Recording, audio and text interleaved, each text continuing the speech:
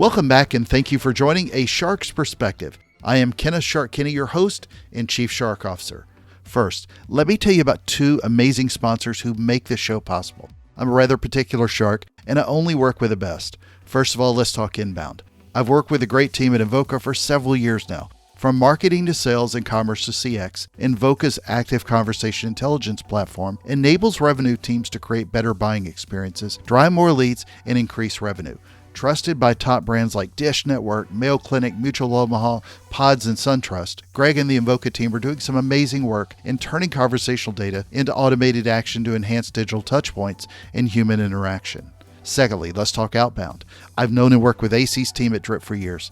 Take a look at Drips, the founders of conversational texting, where they use conversational AI to help you reach customers where they're most responsive, and that's on their phones. And working with major brands like 3-Day Blinds, Liberty Mutual, Credit Repair, and Gainsco, Drips is leading the way for some of the biggest brands in the world to improve engagement rates and outcomes for their prospects and customers. Thank you to Invoca and Drips, and now back to the show. Professional speakers were affected badly by the pandemic. Lots of income went away, for me too.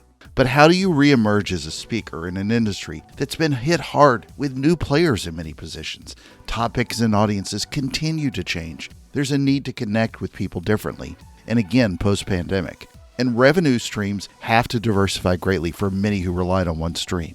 It's as much of a lesson on being a solopreneur, an entrepreneur, as it is anything else. And sometimes, a singer needs to speak. Thom Singer is a professional business motivation speaker, emcee and master of ceremonies, and host of several podcasts, including Speakernomics from the National Speakers Association. And on this episode, we'll discuss the speaking and events industries, developing multiple streams of income as an individual, having legitimate experience and success in your topic, along with being good on stage, changing audiences, how we connect with people in this virtual world, Stratton, Ziegler, and Robbins, what you hear when they say great speech, 3 tips on being a great speaker, the kind of bread God sent to Tom, and a lot more. So let's tune in to a professor of Speakernomics, if you will, with a shark who also loves the income he earns from serving an audience from the stage, on this episode of A Shark's Perspective. Tom, thank you so much for joining us today on A Shark's Perspective. Tell us a little bit about your career story and your background as a professional speaker. Wow, it's a long, eclectic story, so I'll give you the short version. I've been working as a professional speaker for 12 years until March of 2020. It was the only source of income that I had for 11 years. And it was, I built a lifestyle business. It was a lot of fun. I got to travel around the country and speak to a lot of associations and some companies, mostly association work. And I had sort of a hybrid where I could either be the opening keynote speaker and or the master of ceremonies. And my favorite thing to do with like really adventurous clients, because it was outside of the box. When you think about this, it wasn't really that outside of the box, but clients were like, never thought of that, is where I would be the opening keynote speaker. And then I'd stay the whole 3 days as the master of ceremonies. And that's when I could really rock a conference in a positive way. So that was my favorite thing to do. So what did they think of that? What did they say to you when they saw you 2 days later? Well, people in general don't like to try things unless everybody else does it that way. So when you look at, things, it's like, well, you have a keynote speaker and that keynote speaker speaks and they get off stage and maybe they stay for the cocktail party, but they don't come back on stage the next day. So that was just weird. But in reality, as the master of ceremonies, my topic would be about how you can connect better with people in a virtual world.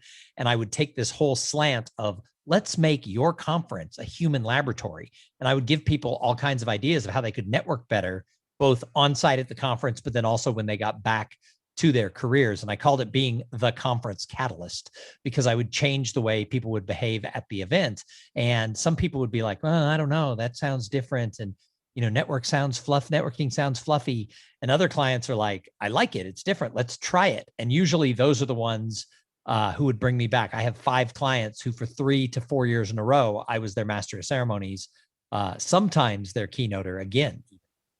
Yeah. So I don't know if you heard, but we had a little pandemic happen over the last. I did. It's been a couple of news shows, but how are you starting to look at your speaking career now go forward? I mean, because you've been an NSA speaker, you're well known on the circuit. It's how we connected, but the look forward is much different than what we've gone through. So, it's interesting. There's a lot of people out there who have just rocked it during the pandemic. They've continued to speak, doing a lot of virtual stuff. As things are opening up, they're getting booked solid for next fall. There's some people who everything just fell off and they stuck their head in the ground. And then some people are in the middle.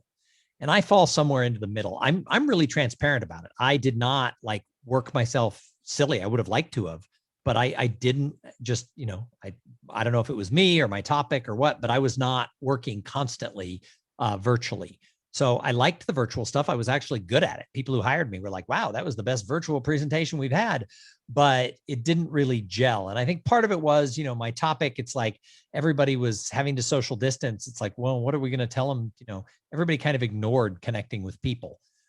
As it comes back, I'm starting to get booked for the fall and for 2022, but I'm not seeing a big overall jump back. And I talked to a lot of other speakers who aren't also. So I think that the framework of the way we're booked, who gets booked, and also the distance. I used to get booked 6 to 9 months out. And I think a lot of my clients are in a holding pattern. Like right now, people are talking to me about July. And so that's only, 3 months out. So I think that the landscape has changed a little bit. I also think that there's just not as many events happening yet. I think come 2023, it's going to blow open and it's going to be a lot of fun. But I think people are still holding back. And while we're seeing some in-person and hybrid events happening, I just don't think we're seeing as many as there was. So I think there's too much competition right now for the amount of events. Yeah, well, in 2020, I mean, I was booking things 6 to 9 months out, and then late fall, it was, can you do something next week? And that's been sort of a weird thing that has not, I don't know if it's necessarily continued into 2021, but everybody's on hold. I'm not having the same positive conversations that are next week or 6 months out. Everybody's still on hold. But how do you think the role of a speaker will necessarily change over the near to midterm? Is it the type of content? Is it location? How do you sort of look at where your position is as a speaker is in the marketplace? I don't think that we see trends yet. I think a lot of people like to say they see trends, but I think it's still the wild, wild west. I think as we come back, I think we're going to have a lot more regional events. And I think that they're going to look for, some people the people who are booking me are people who know me. I'm finding that a lot of clients are trying to go with the safe choice. Well, our audience knows this person likes this person. We had them a few years ago. So I think things are just different for a while. I don't necessarily know what that means. And I think there's a lot of people in our industry who come on shows like this and, fake it till they make it and act like everything's great and they totally see the path. And maybe they do. Maybe I'm being hypercritical, but I don't see the answer of, oh, this is what our industry looks like for that short to near term. So, that being said, I love the business. I'm not going anywhere. I'm going to continue to pursue the business. I think that as we open up, my topic about how do we connect with people in this, overly virtualized world, getting back to your human connection, I think the topic's going to be real strong. I started my business in 2008 during the recession, and the topic was a really hot topic because all opportunities in life come from people. And, during the recession, a lot of people were laid off. They were worried about being laid off. Industries were hurting. And so people really went back to basics. And I think that that's going to be what we're going to see coming forward is a lot of people going back to what blocking and tackling do I need to do for my sales, for my career, for my life. And so, I'm hoping that I can just position myself to be one of those answers who can be an interesting speaker who can encourage people to take action. Sure. Well, I know tactically there's a lot of things, obviously, that differentiate us, whether we're speaking on stage or virtually. But as a whole, collectively, what do you think it takes to be a really good business motivational speaker? I think the one thing is it takes experience. I think from the outside looking in, the speaking business looks like one thing. And after you've worked in it for a decade, you're all, oh, this is the way people make decisions. These are the topics that people tend to go to. This is how people buy. And you don't see it from the outside. So I think experience and longevity goes a long way. I think the other thing is you've got to really realize that audiences are changing. They're getting younger, they're more diverse. They don't put up with any BS. If you say something and somebody disagrees, they're going to call you out on it. 15 years ago, I don't think we saw that as much. So I think that, you need to be prepared and be able to stand your ground. Just because somebody calls you out doesn't mean they're right. I think that people want speakers to be more conversational. I think that sage from the stage of 20 years ago, somebody comes out, they've written a best-selling book and everybody goes, oh, we're so lucky. She's so brilliant. I think those days have passed.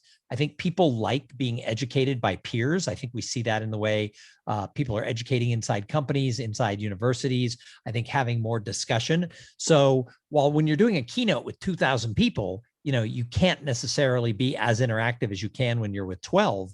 I think finding ways to let people in the audience feel that they're included, whether that's through using digital tools, whether it's through breaking people up into small groups. I also think that speakers in this changing world need to realize that it's more than just an hour. You're not just showing up, speaking, getting in a limo and going to the airport. I think the clients and the audience expect you to be engaged with them before, during, and after the conference. So I think as a speaker, you have to be looking for ways, for how can you provide value all along. For ages, I've always provided a video for my clients in advance, talking about what I'm going to do on the stage and how we're going to do it, how we're going to impact the event. And now I think that's mandatory. I don't think you can just show up if you're not famous, and expect people just to buy into you. I think you need to help prep that audience of who you are, what you're going to talk about before, during, and after. Were you someone who scripted everything in your speech, or did you Scott Stratton it and, go ad hoc a lot? So I do not script everything. In fact, my motto for both being a podcaster and being a speaker is conversations don't have scripts. So I know where I'm going to go, and I have a PowerPoint that keeps me, going through it at a certain thing. But I'm very open to going off on a whim. If something happens to me in the lobby that morning, and I meet somebody at the location, and we have a conversation with their permission, I might open the whole speech saying, this morning I met Becky and she and I had this conversation and it changed everything I was going to say today. And I'll go down another path. I was speaking one time and the power went out, so I lost my PowerPoint and I just kept going. Now, it wasn't the same speech that was planned because I didn't have the visual clues coming along. But that's because even without the visual clues, I knew the destination of where I was going to land that plane. So even without the PowerPoint, I just was able to talk, and I turned to the audience for more feedback. You mentioned, catering a little bit more to, or maybe acknowledging more, rather, is a better way of saying it, looking at younger audiences and how the demographics are changing. How much of the change in your own speaking style has been the type of content, the type of words you use versus necessarily the delivery? And that's always sort of a content versus delivery question we could ask 10 years from now, but I'm curious how that impacts what you're doing. So my delivery style is going to be the same no matter what I'm doing. So if you have me here on your podcast, you're getting me. The best compliment I ever received was right before the pandemic. I spoke at a conference in the mortgage industry. There were 900 people in the audience. They were the top people around the country for this company. And coincidentally, unbeknownst to me, someone I went to college with was in the audience. And he basically said, wow, you're the same person on stage as you would have been at a frat party 30 years, 35 years ago. So to me, the biggest compliment is that my personality is part of my, the biggest part of my delivery style. Now, not everybody's going to like my personality, and that's totally fine. Fortunately, over 12 years, many more people do than don't. So it's worked out. However, I think that we have to remember that the stories that we tell and the examples that we use aren't universal in the diverse world that we live in. And so I think that we have to choose those stories, not so much every single word, but, I recently saw a speaker who was my age, and I'm in my mid 50s. And her example was the Brady Bunch. And I literally was like, how many people in this room really know what that is? Yeah, they've made movies and there's, classictv.com and things like that. But, if you're referencing, Alice from the Brady Bunch, I don't know that everybody in a younger audience is going to naturally do that. Or I saw another speaker one time, and he referenced how much he likes crossover television. And my first thought, and I was glad, my first thought was, like, these shows that they have, like Chicago PD and Chicago Hospital or whatever it is. And then sometimes they have episodes where the actors cross over. Right.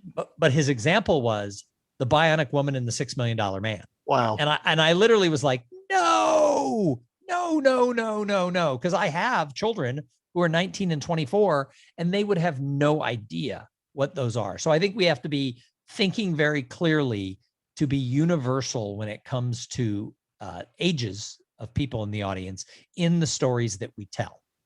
I only reference Stranger Things anymore and some Seinfeld because I still don't understand why Seinfeld was always a top hit on digital channels 25 years later, but Stranger Things adds enough nostalgia it with a lot of things they do, and I don't have to reference Sam the Butcher or Lee Majors. Well, the interesting thing about Stranger Things, and by the way, I watched all the seasons, I liked it. Yeah. But there's a lot of people who haven't. It was not as That's true. widespread as something. So while yes, some people might know who it is, it also, I don't think, has the widespread viewership that things do. So we have to be aware of all of those things as we speak. And sometimes people can come along with the ride if you give enough example of what it was. And sometimes you leave people behind. So I think we have to, really get into this world where we're 100% behind this whole idea of being inclusive of everyone who's in our audience. And that's a big task. That's a big task. It's very much so. So you mentioned something earlier I want to kind of dive back into that you learned. How much of do you think today's speaker that is successful is because they are a successful speaker on stage or virtually versus successful from a business standpoint? And I know those intermingle but really I think understanding the business of speaking versus understanding the theatrics that go up on stage, and which has helped you more. So in the 12 years that I've been in this business and the 5 years before it that I was studying the business, so let's call it 17 years, there's always this pendulum that kind of swings between your ability and style as a speaker and your content and research and experience behind it. And here's my take. I don't think this is an either or world.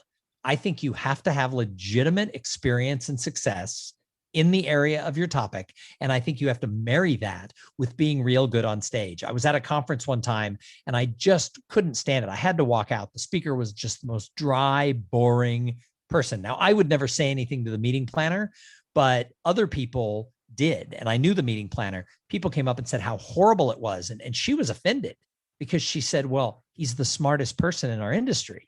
So we were lucky to have him here. And even though he was super smart, he was horrible to listen to. And, they were saying, well, but smart trumps style on stage. I disagree, but I also don't think that style trumps brilliance. I think that we don't have to settle for either or. So I think that you have to have experience and competency in your topic area. And then I think you have to learn how to weave a story on the stage. And if you think one is more important than the other, I don't think you're going to have longevity in this business because there is sort of a pendulum. So let's talk a little bit about how you position yourself as a speaker, including coming out of the pandemic. One of the things, and I think we briefly have touched on this before, and something I noticed in the first part of 2021, how many people in the industry had either gotten out of the event business, speakers that had left the business to take, I say, normal-ish jobs. But really, when you think about re-emerging, if you will, there's a lot of the pieces of the puzzle that are no longer there, or that you may have thought were there in previous years because the event business got hit so badly. So have you found that to be a challenge at all as you sort of rework yourself into 2021 and beyond? Yeah, a lot of my best clients have gone away from being meeting planners. Their associations downsized from a team of 7 to 1. Yeah, and exactly. My contacts are gone. So in a lot of aspect, I'm kind of starting over with my network in the meetings business. And so, part of it is just being visible, trying to make sure that there's people who will refer me. But I've found that if I look back over 12 years, removing the last year, I would say almost all, with a few exceptions, of my business has come from people who have seen me speak or referred by someone who had seen me speak. So, there's sort of the old adage in the business that, you go out and you speak for free a lot. And if you're good, people will turn that around. So, I'm willing to start over fresh. I just talked to a couple of Rotary clubs in my area, and I said, virtually or in person, sure, I'll come speak to you.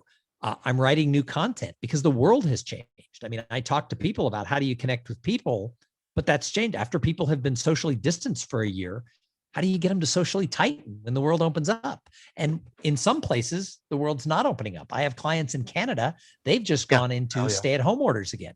And, meanwhile, I live in Texas where some people are pretending there never has been a pandemic. I was out the other night and I walked by all the bars where the 30 somethings go, and they were packed and people were dancing and, indoor and outdoor. And it was like, oh, I don't know that we're ready for like 2,000 people in a bar, but there they were. So I think that, I think that my topic of how do we really, really engage with people has changed. So I've gone out and I got a certification, so that I could bring some other content into what I'm speaking about that's highly relevant in today's world. I also have started other offerings beyond just being a speaker. I used to have one form of income. Now I'm doing several different things because, I still have to pay the mortgage, and I have a daughter at an Ivy League college, and they still want tuition. Go figure. The nerve of those guys. Well, I know it's just like going to University of Phoenix, but for $80,000 a year. Exactly. If you think of speakers that haven't been doing it a decade plus like you, there's a lot of advice out there, obviously, for speakers today, way too much on Clubhouse. But what do you think the assets are that people need to start pulling together early on to position themselves as that expert, that person that they want to have come speak at their event?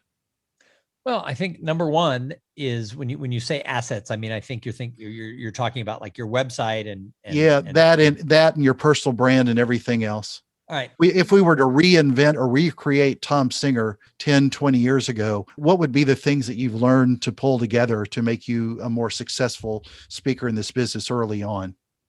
So I think you have to have a decent website and a decent video. I don't think you have to spend tens and tens of thousands of dollars to do it, because when I talk to meeting planners about who and why they hire, they just want to make sure that you've crossed over that path, that level of sort of good enough. So I think that's part of it. I think that you have to have a body of work that shows that, you're, at least some level of an expert in what you're talking about. And then more important than anything, I think you have to be good on stage. One problem, and this was said to me 12 years ago when I first got into the business, I had a mentor who said to me, Tom, what do you want people to say to you when you walk off the stage? And I said, I want them to say it was a great speech. And he said, no, you don't. And I'm like, yeah, I do. I have an ego. I want them to say that was the best speech of the conference. I want them to say I was good. And he goes, here's the problem. We live in a very polite society. So imagine for a minute that you're at a conference and the speaker is highly mediocre. Like you're wondering, did this person need an hour or was 20 minutes enough? And at the end of the hour, when they say, in conclusion, you think, yeah, thank God, it's about right. Now, later that afternoon, you're at the cocktail party and you end up in the corner and it's just you and the speaker. And you see her or him and they're the speaker and they know that they were the speaker. What do you say to them? No one else is around. You look them in the eye and what do you say? You say great speech. And I told that story to someone once and they're like, no, I'm heavily honest. I would never say great speech unless it was a great speech. And I say, so what would you say? And they go, I would find the part of their speech that I liked. And I would tell them, I love that part about your sister. And I'm like, great. Do you know what the speaker just heard you say? Great speech. So the person who said this to me 12 years ago, I'm like, well, what do I want if I don't want them to say I'm good? He said, because here's the thing. All speakers hear from the audience that was a great speech, even if they're highly mediocre. He said, you want them to come up to you and say, what else can you do for me? Or a derivative of it. And his example of a derivative of what else can you do for me was, do you do coaching? Do you have a book I can buy? Nowadays, it would be, do you have a podcast? Something of how they can get more of you. They can take something home. They can continue to learn from you, because nobody says that to somebody they thought sucked. So if you're hearing people saying, do you do coaching? Can I buy you a cup of coffee to pick your brain? Anything that translates to what else can you do for me? Then you're good on stage. And I took that to heart. And so anytime someone said great speech, I was gracious and I said, thank you.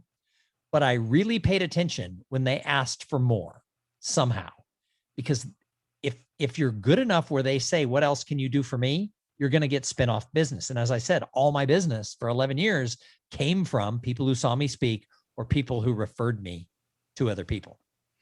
How do you think you're changing the way you're marketing yourself in this field to be the next speaker? Is it that you're spending an inordinate amount of time on social media now to promote yourself that you may not have pre-pandemic? Or is there something you've done amazingly different with your speaker demo reel or your website? What do you sort of, even if it's not you, just people you either mentor or see others that are doing successfully, what do you think they're doing to position themselves differently from a marketing standpoint? Well, if I knew the answer to that, I'd be Yeah, doing it. And then true. I'd be the person who was knocking it out of the park. I will tell you that I don't think social media carries the power that it used to. I think that there's too much noise. There's too much look at me. There's too much guru class of people kind of self-appointing how great they are. And I think what's happening is some of them can't deliver. So I think that finding someone on social media, I think people are a little bit more skeptical than they might have been 7 or 8 years ago. So I think that it's going back for me to that personal relationships. I'm doubling down on going back to, you know, building trust with the people I already know and building trust with the people I'm meeting along the way and really finding ways to get back into that referrals. Because when I go back and look at all of my business, almost all of it comes from referrals.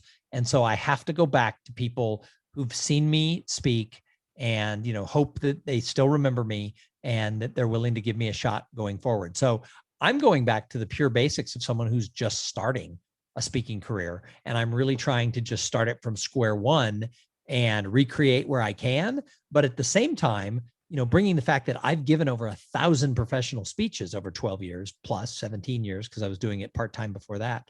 And, hoping that I can, weave my content into a way where people are going to go, oh yeah, that's the guy we need to have at our conference, so that when they see me speak, they'll pluck me out and refer me forward. So speaking of social media, how do you think Clubhouse is either helping you with your speaking career and staying omnipresent, or is it sucking up too much of your time, or where do you see Clubhouse, at least for speakers? So I've been saying for a long time, and I think maybe it's starting to wane, I'm not sure yet, but I've been saying since December that Clubhouse has put the social back in social media. I would say I have either made from scratch or enhanced a lot of relationships that are going to help me in my business down the road. I've met people like you. I get a lot of referrals to speak from other speakers. Now, there's some people who say, I never get referrals from other speakers. Well, I ask, how many have you given? I think and it's not even that you gave it to that person. It's that other speakers know that you give. They want to give to you because they want to get on your radar screen. So I get a lot of business from other speakers who refer me into business. So Clubhouse has allowed me to make new relationships with people in the industry. Same thing in the podcasting industry. I get a lot of speaking opportunities from spinoffs I've done my podcast, my main podcast for 6 years. And I've done one that I'm the paid host for a couple of years. And that one led to me emceeing conferences in the manufacturing industry. And now I host 2 others. I host a sales tech podcast, and I host the National Speakers Association's Speakernomics podcast. And so I'm through the podcast world, I'm building relationships that traditionally pre-pandemic I saw leading to business. So I'm doubling down on the relationships I'm building through podcasting, and sort of a weird subset of podcasting. I would put Clubhouse into that. So I'm doubling down on the relationships, but not so much that being on the app itself helps. It's building the relationships off the app with people I met on the app. Do you find that it's really important for a speaker today to spend more time on coaching, or to be an author, or to be a social media guru? Is there any one thing that you think helps elevate speakers to get better speaking gigs? I think it's different for everybody. We could line up 10 successful Yeah, that's speakers true. and you're going to find, 10 very different people who do it. So I have one friend who swears that having a kick-ass video for his demo reel is why he gets his business. I have another friend who works just as much, who has an okay speaker video. And that person says it's because they're constantly cold calling, writing articles, touching base with people in their database, that it's the constant touch that leads them to that. I know somebody else who is sort of a pseudo celebrity, and that's what gets them their business. So the answer to your question is all of the above and none of the above. Yeah, it's just really interesting because if you look at like Brian Fanzo, he'll tell you he doesn't have a speaker reel and he doesn't have a book, but he's on social media nonstop. Other people will swear you've got to have a book. And so I think a lot of people with limited amount of time are trying to figure out which one to do. And advice they get can be so polarizing in one direction or another that it becomes hard to navigate into becoming a good speaker because it's not Yeah. just a topic. So I've written several books, and a couple of them sold pretty well. My first two books each sold over 15 and 25,000 copies. My subsequent books didn't sell nearly as many, but I had some early success 12, 15 years ago with my writing. And when I would speak, people would line up and they would buy my book. Now, pre-pandemic, if I would speak and I would bring books with me to sell, very few people did, because I think societally we've changed. People aren't, they used to buy the book so they could take part of the speaker home with them. So if you touch their heart or their soul, they would want to buy your book to take it home with them. So that was a big deal. Even in places where you'd speak for free and the only way you'd make money was selling books, people were like, oh, well, yeah, I know you volunteered for our association. I'll give you $20 for the book. Now they don't as much. So now I don't even bring books with me to sell if I was to go live in person, but I talk up my podcast, depending on what type of audience I'm speaking to. I have a variety of them I can send them towards, but I talk up the podcast. People are really into that right now. In a couple of years, nobody might care that you have a podcast. It's kind of like, if you can think back 15 plus years ago, 18 years ago, blogging was a really big deal. And I was an early adopter of blogging, and it got me a lot of speaking business. And I still write for my blog. Nobody reads my blog now. It's like it used to be a thing, and it used to be, I got really good SEO from blogging. Now it's not. So things change along the way. So, I don't think you have to have a book. I think having a book is great. Self-published is okay. Major publisher is better. I think having a podcast right now is somewhat interesting. Appearing on other people's podcasts so that your name is a name they've heard of. That's the other thing, is when I get referred into an association, if the meeting planner says, oh, I've heard of him, that gets me a call. If I get referred to them and they've never heard of me, later they're like, Thom Singer, what was that name? They don't remember. So, part of it is that, it's building a reputation goes a really long way, but there's probably 100 ways you could build a reputation. How do you look at niching and narrowing that topic? You talk a lot about networking and connecting and things like that. Of course, that can flow into any industry, any vertical. It makes sense. I think a lot of advice that I hear a lot of people give continues to drill down further and further and further. And it makes me wonder, are there 3 gigs that they're ultimately perfectly qualified for and then no others? Or do they need to broaden their topic and just be really good at doing something like leadership? I mean, leadership's still number one. But you can get a good leadership speaker can speak in almost any vertical. How do you look at that with that niching your topic? Well, again, I'm going to be the worst guest you've ever had because I'm going to give the same answer. Yes and no. Yeah. I mean, the truth is I could line up speakers who are super broad. I Sure. speak on leadership and they work 100 times a year. And I could bring in somebody who says, I talk about leadership for US manufacturing companies. Okay. They work 100 times a year. So part of it has to do with how are you going to market it? What are you going to do with it? What works for you? And I think that, if it's working for you, great. If it's not working for you, change it up. So that's why as we come out of the pandemic, I'm shaking some things up and trying new things, throwing a little spaghetti at the wall, because I do believe the world is changing and the world has changed. And so I'd be stupid to just say, well, here's how I did it 6 years ago, because it's not the same world and I'm not the same person. And I actually, if you're smart, you're growing and you're changing and you're learning along the way. Well, that changes everything. But there are certain topics that become hot. I think back in 2008, 9, 10, 11, 12, my topic of connecting with people was super hot. Then I watched it get a little less.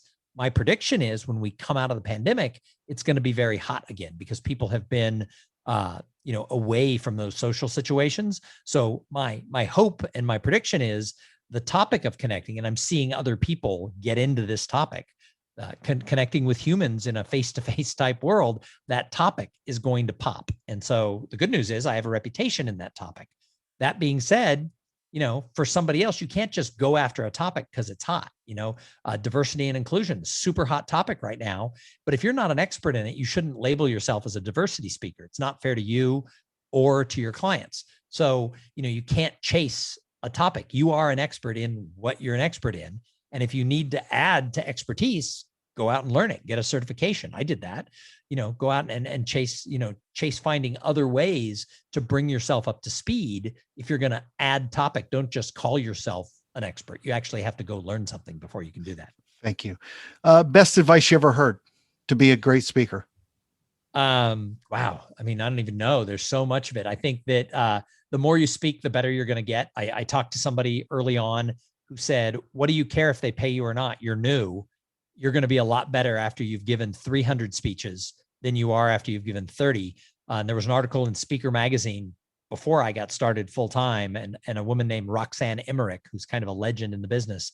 She said that before you've given 300 professional level speeches, you're never going to be great. There's just too much to learn along the way. But after you've given 300, all of a sudden things are going to gel and you can handle whatever happens. And I took that to heart, and I had an experience after I hit the 300 mark where, something went wrong during a speech with the technology. Everything kind of went awry, and I was totally able to handle it. And as the power came back in the hotel, I looked at the audience. I just kind of gave a mischievous smile. And I said, because the lights came back on in the ballroom, I said, a great speaker illuminates their audience.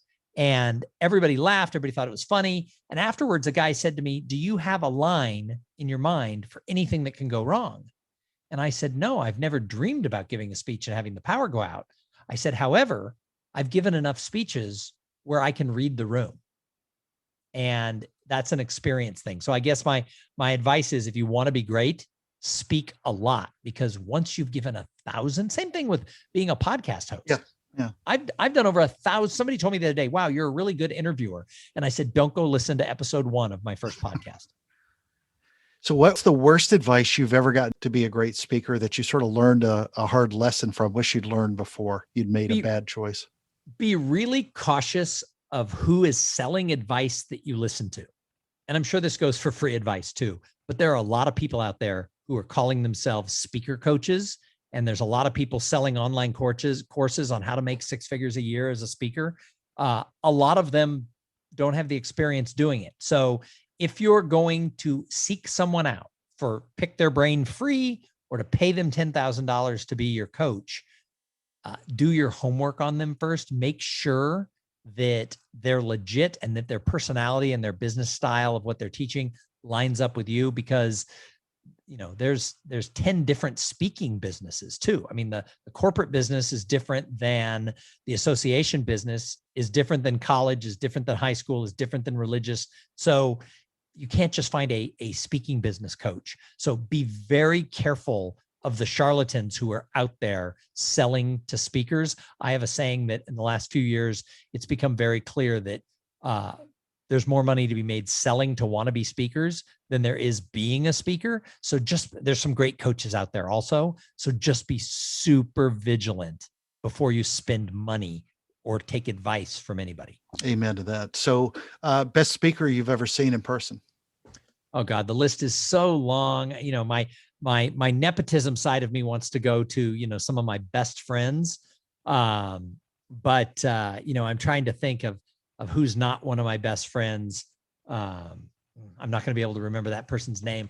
There's so many great speakers. I'm going to punt on this question and just tell you that when you see a great speaker who moves you at the level of your soul, you know it. Yeah.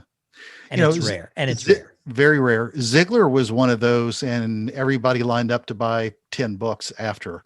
Right. The guy was talking about selling, but he could tell stories amazingly. Tony Robbins is the other. It makes you cry when you go see the guy. All right. Barring a question that you would ask often on your own show, give us 3 tips to be a great speaker. Number 1, speak a lot, because you're going to get better from doing it. Number 2, remember that I don't think you get into this business as a speaker unless you have a little bit of an ego. And sometimes a speaker will say, oh, I have no ego. It's all about serving. I don't think you choose this business if you don't like being on stage. Some people do, but most of us have the ego. We like to get up and perform. But the older I get, the more I learn to leave the ego at the door and make it about the audience. So, so that'd be my second one. And I think the third tip to be a truly great speaker is I just got 2 tips for you. I would say those 2. I don't want to bullshit. There's my answer. The third tip, don't bullshit people. Oh, good choice. All right, Thom, what do you do for fun? So, it's interesting. I kind of reinvented myself when I turned 50. I made a pledge on my 50th birthday that I was going to make age 50 to 75 the best years of my life. And there was a lot of times in my life where, I had a great life before that, but there were a lot of times where I didn't do things if I didn't think I'd be good at them. So starting 5 years ago, I just started saying yes to things that scared me. So I took up running and lost 30 pounds. And so I still run. Don't know that I like it. I wouldn't say I do it for fun. But 3 years ago, I was in New York, and there's a speaker. His name is Drew Tarvin. And he and I were new friends at the time. I said, hey, let's go, have dinner. And he said, oh, the night you're here, why don't you come to open mic night with me? And I was like, oh, I'd love to watch. He's a professional comic and improv guy also.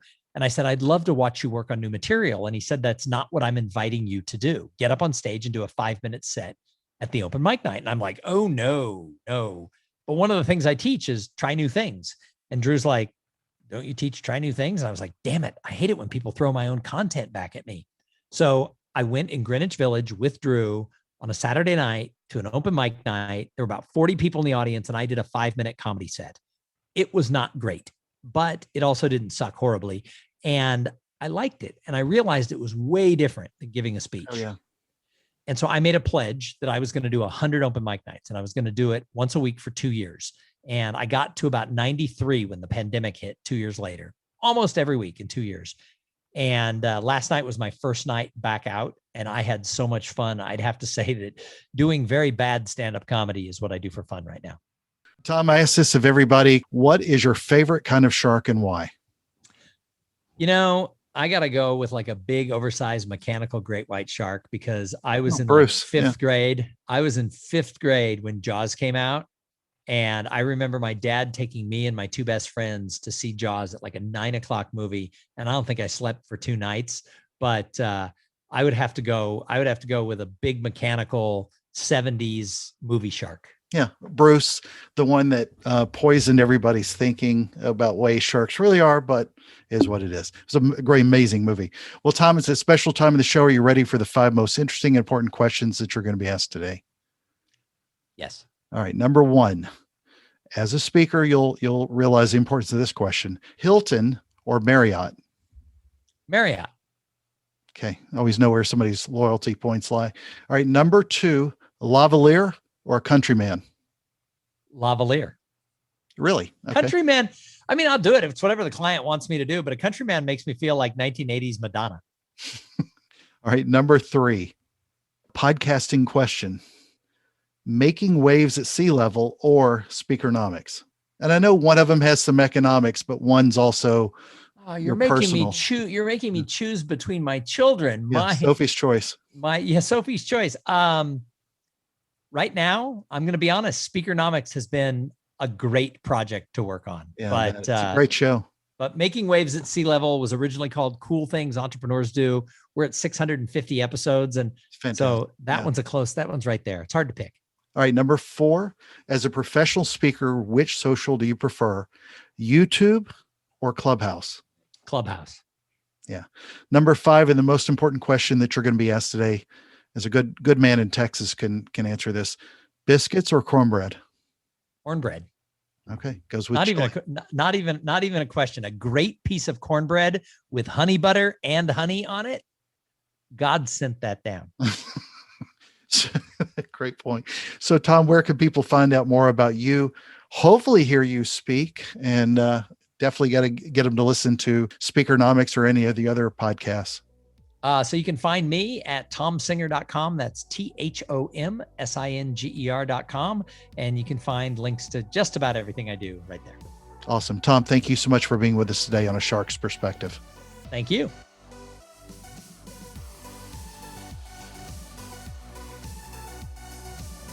So there was my conversation with Thom Singer, a professional business motivation speaker, MC and master of ceremonies, and host of several podcasts, including Speakernomics from the National Speakers Association. Let's look at 3 key takeaways from my conversation with him. First, great points on universal language and how to think of becoming more inclusive to audiences. It's very easy in all forms of content. Different phrases or examples of things gone by. But not all audiences know of pop culture topics from 50 years ago, like the Brady Bunch or $6 Million Man, or even those of recent, like Stranger Things, just because you may think it's current and cool. try to at least see if you can include all of your audience and make sure that they can follow your story. Take a look at your speeches, your blogs, your posts, etc. Just take a look. Second, the speaking and events industry changed with the pandemic. Many people left the industry for other types of jobs. A lot of people are having to start over now to reconnect and remarket themselves. Thom talks about his own plan, and that includes relationships and some sound advice. Double down on personal relationships. That's his advice, and how could you ever disagree with that in whatever industry you're part of today, tomorrow, or beyond? Third, best advice he heard about the speaking business: the more you speak, the better you get. Love it. And worst advice, be really cautious of who is selling advice that you listen to. And while there's so much bad advice out there from coaches with cool courses and advice, lots of charlatans, but many great ones out there who are legit and honest as well. Listen, it applies in any field, but just be cautious. Got a question? Send me an email to kenneth@asharksperspective.com. Thank you again for the privilege of your time. I'm so thankful to everybody who listens, and thank you to my amazing sponsors, Invoca and Drips. Let's keep changing and become better leaders, and I hope you'll join us on the next episode of A Shark's Perspective.